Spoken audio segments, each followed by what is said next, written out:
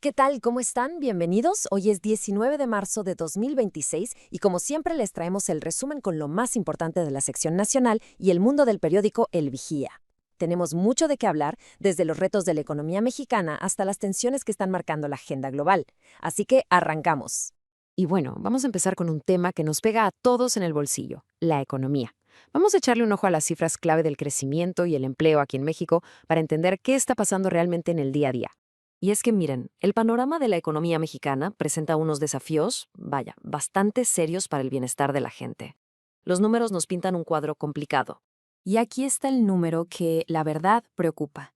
Un crecimiento de apenas 0.8% para 2025. O sea, para que nos demos una idea, eso es prácticamente estar parados. La economía simplemente no está generando el impulso que se necesita. Y claro, esto se ve reflejado en el dinero que llega, en promedio a cada persona. A eso le llaman PIB per cápita. Pues ¿saben qué? Estamos casi igual que en 2017.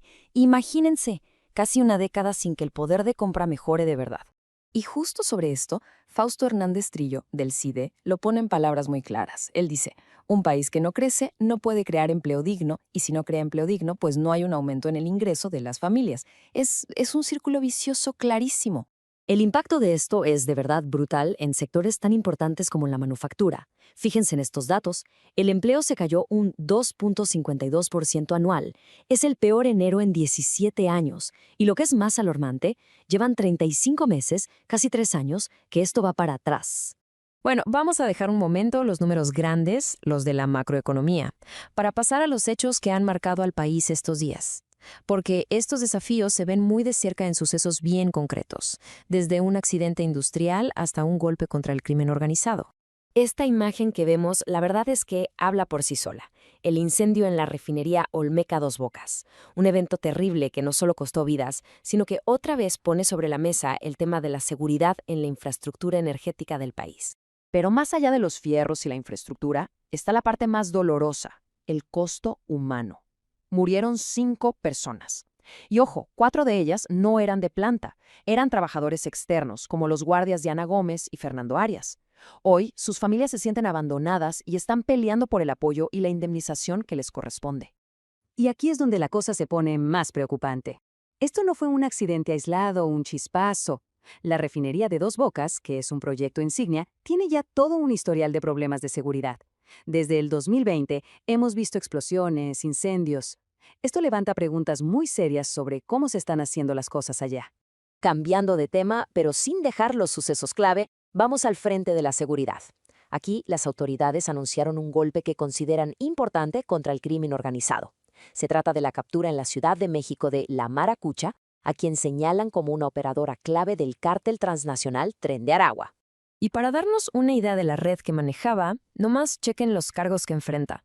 Trata de personas agravada, delincuencia organizada, cobro de piso, extorsión, narcomenudeo y hasta explotación sexual. La lista es larguísima y nos da una dimensión del nivel de operación que este grupo criminal tenía en la capital.